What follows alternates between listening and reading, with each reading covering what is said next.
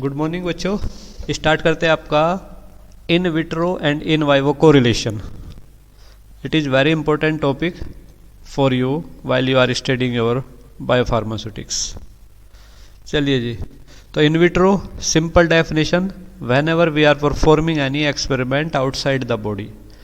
So basically here in vitro in vivo correlation we are dealing with the in vitro in vivo dissolution correlation. Okay, we are studying this in vitro and in vivo correlation in perspective of dissolution only.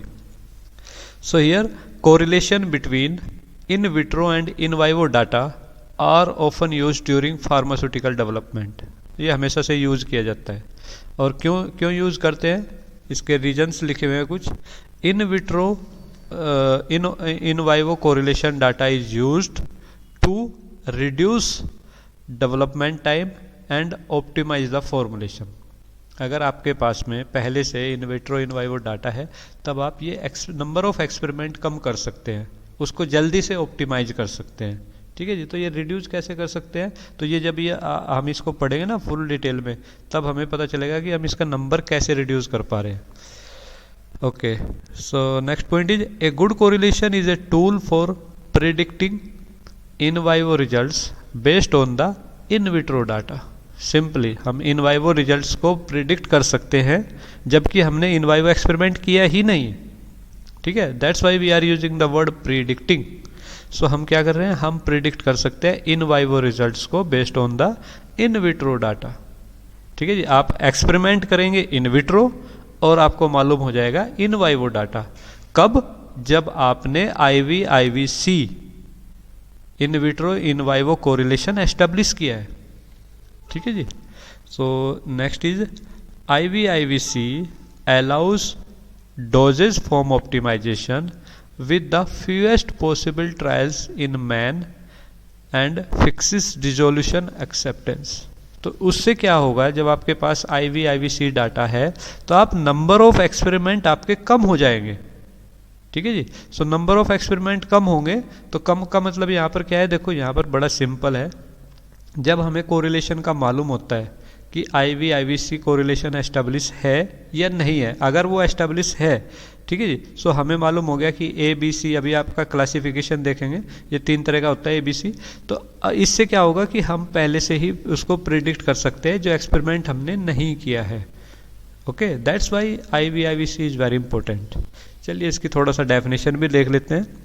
The FDA defines IVIVC as a predictive mathematical model describing the relationship between an in vitro property of an extended release dosage form, that is usually the rate or extent of drug dissolution or release। ठीक है जी, हम सीधे सीधे इसको rate के perspective में देखते हैं या फिर डिसोल्यूशन के या फिर ड्रग रिलीज के पर्सपेक्टिव में देखते हैं। And a relevant in vivo response, example plasma drug concentration और amount of drug absorb can be predicted. अगर आपने एक्सपेरिमेंट किया है जिसमें आप रेट ऑफ ड्रग रिलीज देख रहे हैं या फिर extent of drug dissolution check कर रहे हैं या सिंपली आप रिलीज देख रहे हैं, मैक्सिमम रिलीज कितना हुआ, तो उससे आप क्या प्रिडिक्ट कर सकते हैं, you can predict the plasma drug concentration और the amount of drug is going to be absorb. जबकि आपने ये एक्सपेरिमेंट किया ही नहीं कि प्लाज्मा के अंदर कितनी ड्रग जा रही है। देखो, प्लाज्मा के अंदर ड्रग का फाइंड आउट करना एक्सपेरिमेंट करोगे तो कॉम्प्लेक्स प्रोसेस है। ठीक है जी, तो इससे ये बेनिफिट हो रहा है आपको। अब देखते हैं एक्चुअल में ये बेनिफिट कैसे हो रहा है। अभी तो मैंने ये बताया, आपको लग रहा है हवा हवाई ये सब। ठीक है जी, तो ये ऐसा नहीं है। अभी इसको देखते हैं कि इसका एक्चुअल प्रोसीजर क्या है। तो यहाँ पर देखिए, जब हम IVIVC in vitro in vivo correlation establish करते हैं, so it is classified into 3 levels. Okay, ये लेवल्स में डिवाइड होता है कि इसके 3 लेवल हो सकते हैं, जैसे आपका A लेवल, B लेवल और C लेवल। ठीक है जी, अब ये इन विट्रो कोरिलेशन है सेकंड कॉलम के अंदर, it is the in vitro correlation, it is the in vivo correlation. ठीक है जी, जब एस्टेब्लिश हो जाता है, सपोज कीजिए A लेवल एस्टेब्लिश हो रहा है।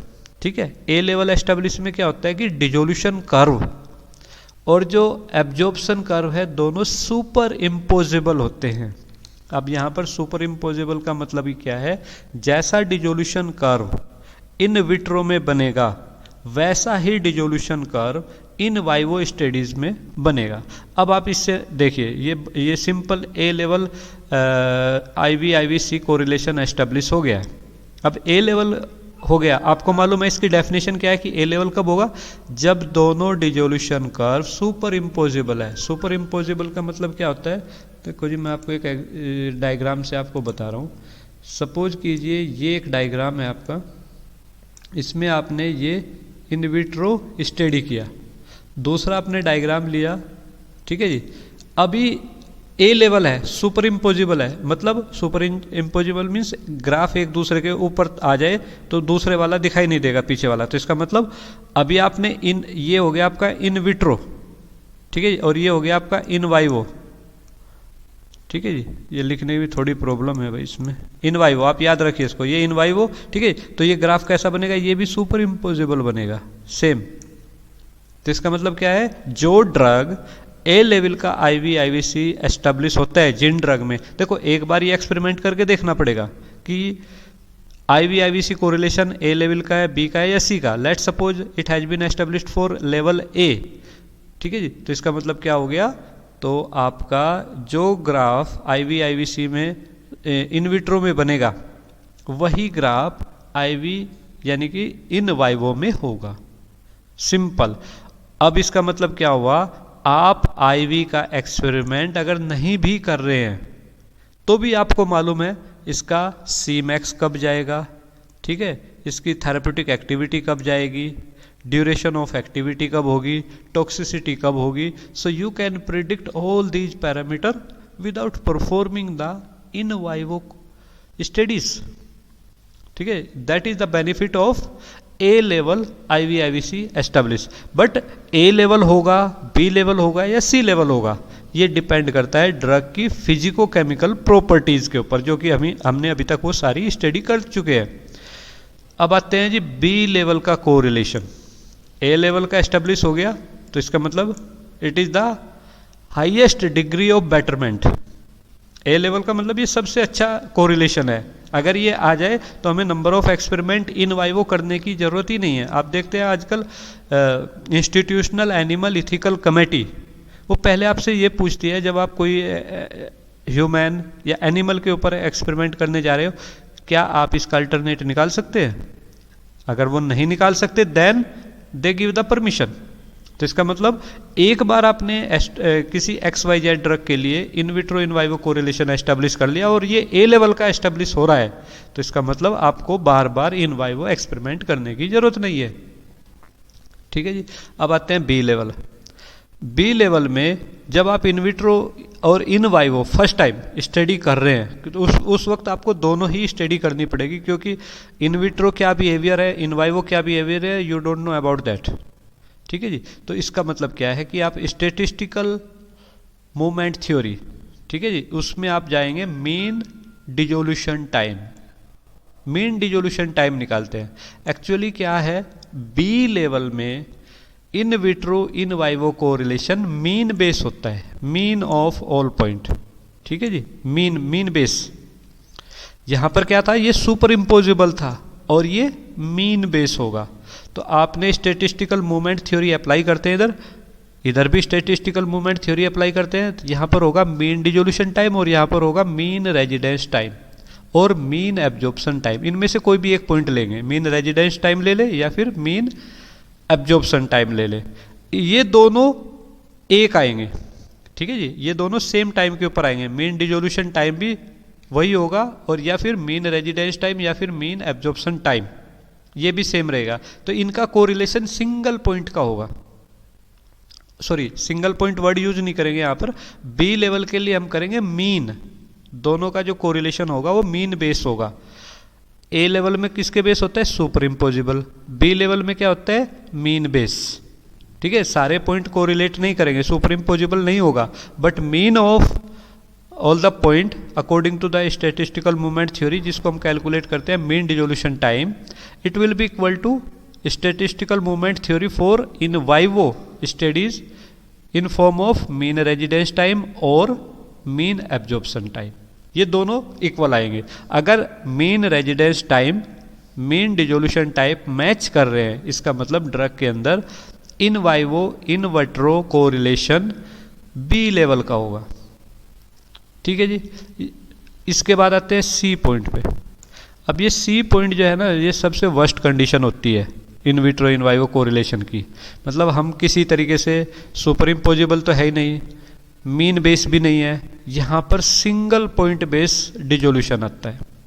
ठीक है जी। जैसे हमने डिसइंटीग्रेशन टाइम फाइंड आउट किया, ठीक है, आफ्टर 10 मिनट कितना डिसइंटीग्रेशन होगा, या 10% पे कितना टाइम होगा। जब 10% डिसइंटीग्रेट हो रहा है तो उस पर कितना टाइम होगा, 50% पे कितना होगा, 90% में कितना होगा।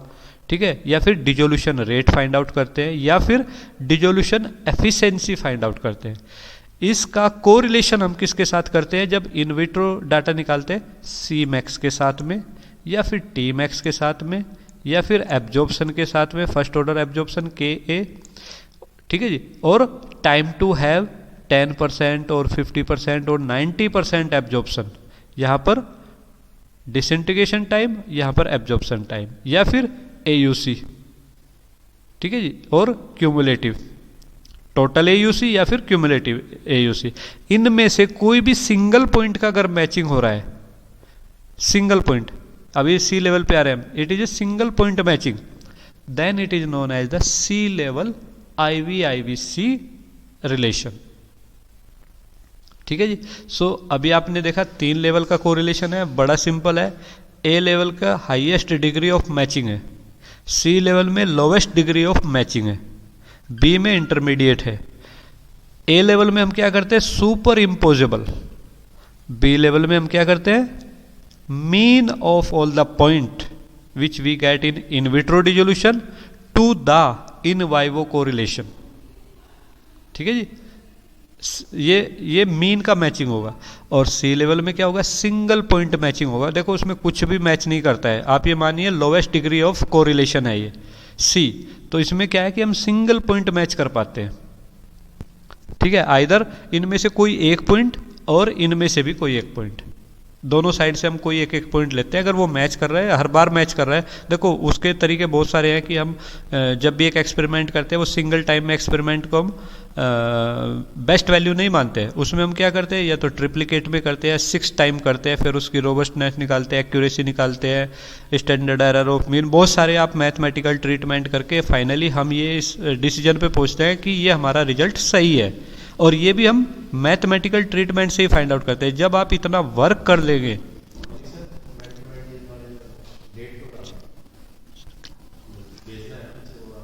तो उसमें हम जब हमने ये इंश्योर कर लिया कि हमारा डाटा ट्रू है, then we go for the matching. अब किस लेवल पे मैचिंग हो रही है उसके अकॉर्डिंग हम फिर फर्दर वर्क करते हैं।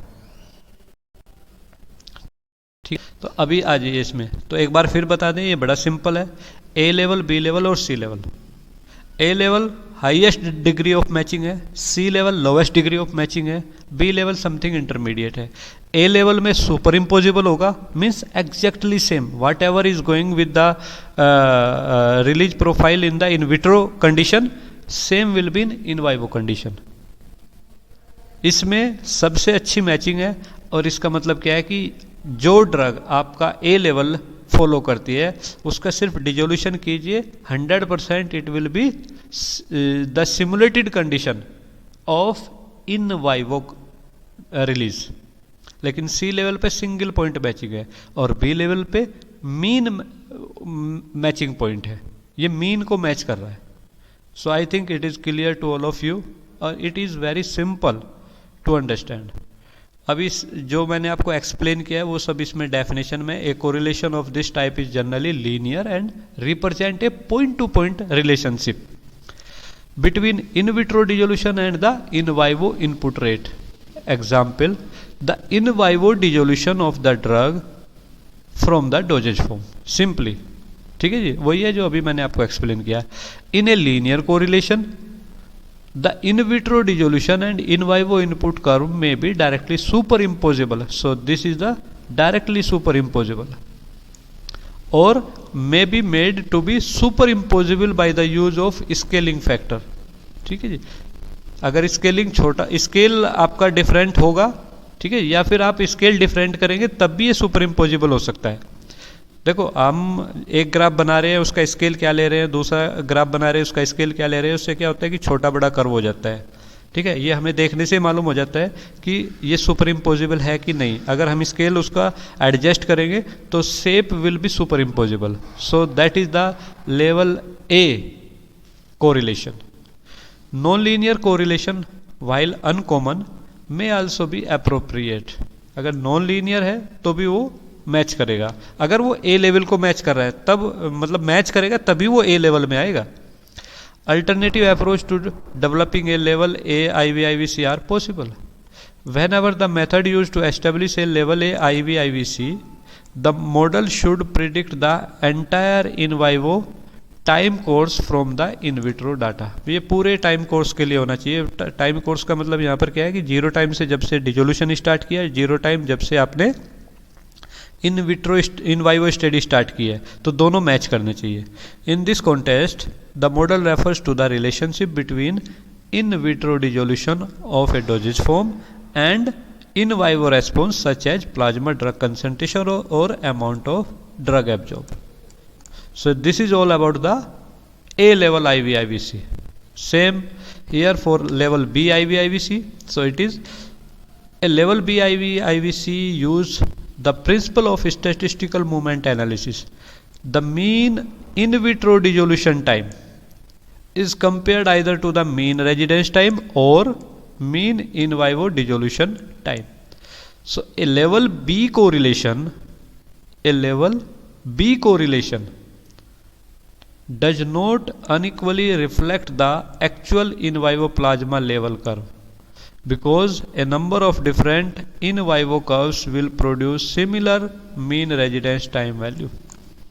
ठीक है। So all thing I have discussed this. Same is level C.